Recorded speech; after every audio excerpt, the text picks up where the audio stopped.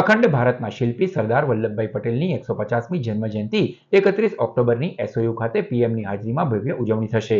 વડાપ્રધાન નરેન્દ્ર મોદીની પ્રેરણાથી દેશભરમાં સરદાર વલ્લભભાઈ પટેલના જન્મજયંતિને રાષ્ટ્રીય એકતા દિવસ તરીકે ઉજવવામાં આવે છે. આ વર્ષે સરદાર સાહેબની 150મી જન્મજયંતિ વર્ષના ઉપલક્ષમાં રાષ્ટ્રીય એકતા દિવસની શાનદાર અનોખી ઉજવણીનું બહુવિધ આયોજન કરાયું છે.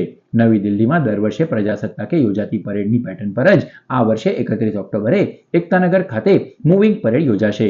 રાષ્ટ્રીય એકતા દિવસની આ પરેડમાં BSF, CISF, ITBP, CRPF, SSB, Jammu and Kashmir, Punjab, Assam, Tripura, Odisha, Chhattisgarh, Kerala, Andhra Pradesh, Maharashtra, Madhya Pradesh અને એનસીસી મળીને કુલ 16 કન્ટીજન્સ સહભાગી થશે. ઓપરેશન સિંદૂરના બીએસએફના 16 પદક વિજેતા અને સીઆરપીએફના 5 શૌર્ય ચક્ર વિજેતા બહાદુર જવાનો પણ આ પરેડમાં ખુલ્લી જીપ્સીમાં જોડાશે. આ પરેડનું નેતૃત્વ વિવિધ રંગબેરંગી વેશભૂષા અને અલગ અલગ વાજિંત્રો સાથે હેરાલ્ડિંગ ટીમના 100 જેટલા સદસ્યો કરશે. વડાપ્રધાન નરેન્દ્ર મોદી સરદાર સાહેબની પ્રતિમાની પદ પૂજા કર્યા પછી પરેડ અને વિવિધ કાર્યક્રમોમાં ઉપસ્થિત રહેવા આવશે.